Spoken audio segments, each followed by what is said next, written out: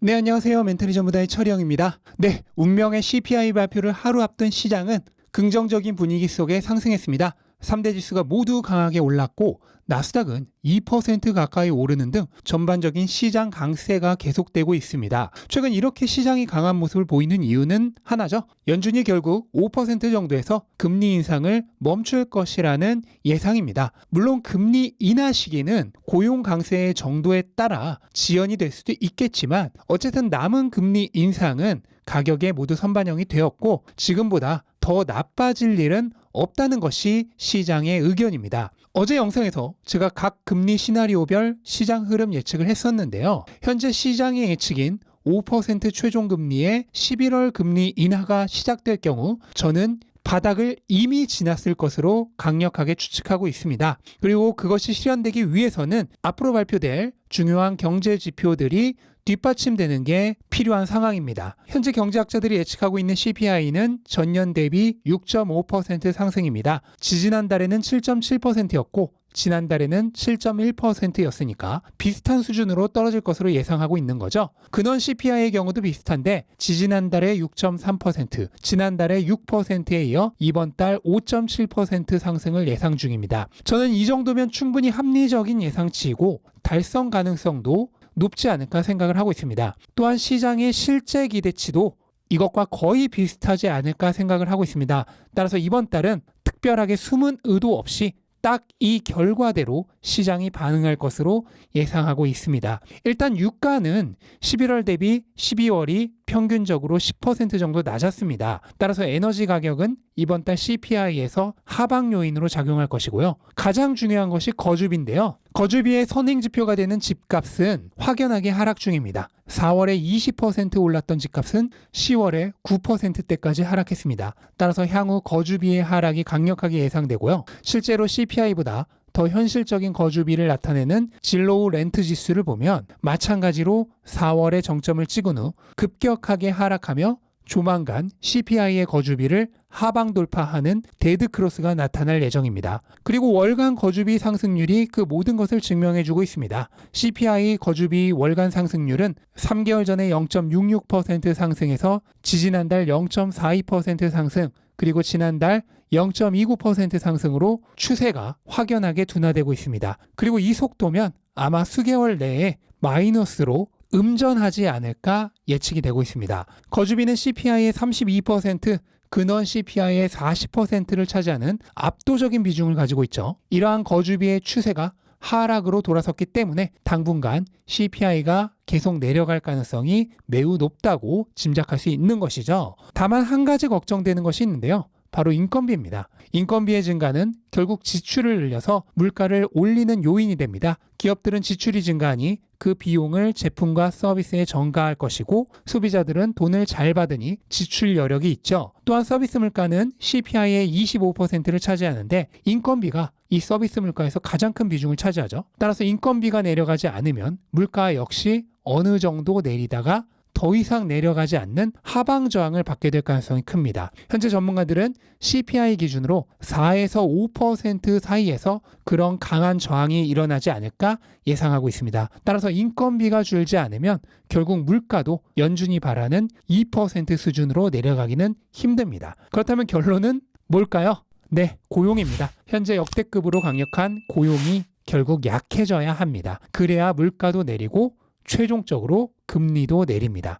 근데 그것까지 걱정하는 거는 조금 더 나중의 일입니다. 저는 고용의 경우는 최종 금리를 결정하는 요인이라기보다는 금리 인하 시기를 결정하는 요인으로 보고 있습니다. 그리고 당장의 최종 금리를 결정하는 요인은 역시나 물가입니다. 물가가 인건비로 인해 하방 저항을 받는다고 하여도 어쨌든 조금씩이라도 하락하면 최종 금리에서 추가적으로 더 올리지는 않을 것입니다. 그저 금리 인하가 시작되는 시기가 뒤로 늦춰질 뿐이죠. 하지만 물가가 전혀 안 내려간다거나 다시 반등하기 시작하면 얘기가 완전히 달라집니다. 이때는 금리가 지금의 최종금리 예상치보다 더 오를 수 있습니다. 한번 상상해 보시기 바랍니다. CPI가 다시 반등하는 모습을. 그때 시장은 어떻게 반응할까요? 아마 끔찍한 하락이 나오겠죠. 따라서 당분간 CPI 역시 매우 중요합니다. 5% 정도부터는 급격하게 떨어지진 않겠지만 조금씩이라도 하락하는 모습을 보여줘야 합니다. 따라서 저는 물가는 최종 금리를 결정하는 요인이고 고용은 금리 인하 시기를 결정하는 요인이다. 이 개념으로 생각을 하고 있고요. 그렇게 생각을 하시고 향후 경제 데이터를 보시면 좋을 것 같습니다. 네, 그리고 테슬라에 대해 굉장히 흥미로운 소식이 몇 가지 있었는데요. 우선 블룸버그가 테슬라의 두 번째 아시아 공장이 인도네시아에 지어질 것이라는 보도를 했습니다. 현재는 예비 계약이 거의 종료되는 시점에 가깝다고 보도를 했는데요. 규모는 연간 100만 대 생산 가능한 규모로 현재 기가 상하이와 같다고 보시면 되죠. 일단 인도네시아에 공장을 지으려는 의도는 두 가지 정도로 압축할 수 있습니다. 하나는 인도네시아가 배터리의 가장 중요한 원료인 니켈을 포함해서 여러 핵심 광물 보유량이 많다는 점을 노린 것일 테고요. 두 번째는 향후 동남아 시장으로의 진출을 계획하고 있는 점이 될 것입니다. 동남아는 인구가 7억 명에 달하는 엄청나게 거대한 시장이죠. 다만 지금의 테슬라로서는 이 시장에서 별다른 성과를 기대하기는 어렵습니다. 왜냐하면 동남아의 자동차 시장은 2만 달러 이하의 초저가 차량이 주를 이루고 있고 전기차 충전 인프라도 구축되어 있지 않기 때문입니다. 따라서 인도네시아에 공장을 짓는다고 하더라도 초기에는 수출이 메인 타겟이 될 것이고요. 배터리 재료 수급이 인도네시아에 공장을 건설하는 가장 큰 이유가 될 것입니다. 하지만 미래에는 달라집니다. 2024년경에 현재 모델 2라 짐작하고 있는 저가형 차량이 나오게 되면 그때부터는 본격적으로 이 동남아 시장도 노리게 될 것입니다. 그러면 인구가 7억 명에 달하는 거대 시장 하나를 또 점령할 수 있는 거점이 생기는 것인데 바로 그러한 미래의 상황까지 계획하고 인도네시아에 공장을 지으려고 하는 것이라고 봐야겠습니다. 그리고 또 하나의 소식은 중국에서 가격 인하 이후 주문이 쇄도하고 있다는 내용입니다. 중국 내 한 언론의 보도에 따르면 가격 인하 이후 단 3일 만에 무려 3만 대의 신규 주문이 들어왔다고 합니다. 중국은 정보 유출이 굉장히 많기 때문에 비공식 루머성 뉴스도 숫자까지 정확하지는 않더라도 어느 정도는 사실로 판명되는 경우가 많습니다. 따라서 이 3일 만에 3만 대라는 수치를 그대로 믿지는 않는다 하더라도 적어도 주문이 굉장히 많이 몰려들고 있다는 정도는 사실로 봐도 될 것 같습니다.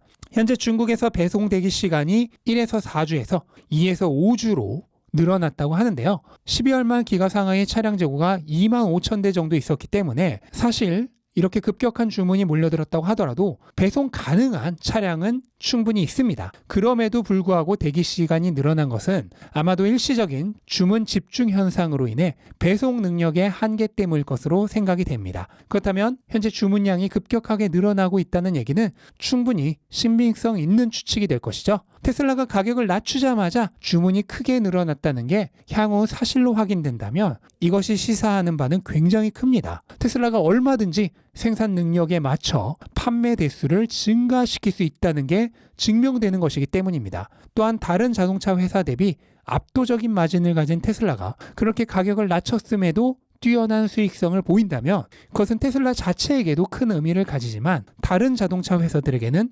핵폭탄급의 위협이 됩니다. 다른 회사들은 그럴 만한 능력이 없기 때문이죠. 현재 테슬라를 제외하고 전기차로 흑자를 기록하는 기업은 비아디가 유일합니다. 그리고 그 비아디조차 아마도 흑자의 대부분은 플러그인 전기차일 것으로 예상이 되고 순수 배터리 전기차가 흑자일지는 불분명합니다. 따라서 현재 실질적으로 전기차로 흑자를 기록하는 기업은 테슬라가 유일합니다. 또한 그 마진율도 다른 기업을 압살하는 수준입니다. 이런 테슬라가 가격을 낮춘다면 다른 기업들의 전기차는 아예 상대가 되지 않습니다. 물론 가격을 더 낮춰서 대응할 수는 있겠지만 그렇게 하면 지금도 적자인데 적자폭이 더 커지면서 그냥 울며 겨자 먹기로 팔아야 하는 상황이 됩니다.